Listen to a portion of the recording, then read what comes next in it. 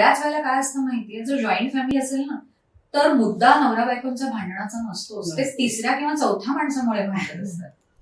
बरोबर. बऱ्याचदा आणि जेव्हा त्यांना आपण हे रिअलाइज करून देतो, इव्हन माझ्याकडे पण अपॉइंटमेंटला येतात, आणि जेव्हा आपण त्यांना रिअलाइज करून देतो ना, तेव्हा त्यांना वाटतं की अरे खरंच रे, म्हणजे आपल्या दोघांमध्ये काही प्रॉब्लेम नाही, आपण तिसऱ्या चौथ्या माणसा ते रिअलायझेशन करून देणं खूप गरजेचं आहे. दरवेळेला तो वकील म्हणून ते कन्सल्टेशन आणि कायद्याचंच बोलणं नाही, बऱ्याच वेळेला ना एक काउन्सिलिंग सेशन मध्ये त्याचं थोडंसं रूपांतर होऊन जातं. सो तुम्ही मदतीसाठी हात मागा, कदाचित त्याच्यातून खूप चांगलंही होईल.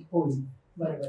हेच मला सांगायचे की बऱ्याचदा म्हणजे बऱ्याचदाच खूपदा असं लोकांना वाटत असतं वकील म्हणजे तोडण्यासाठीच आहे.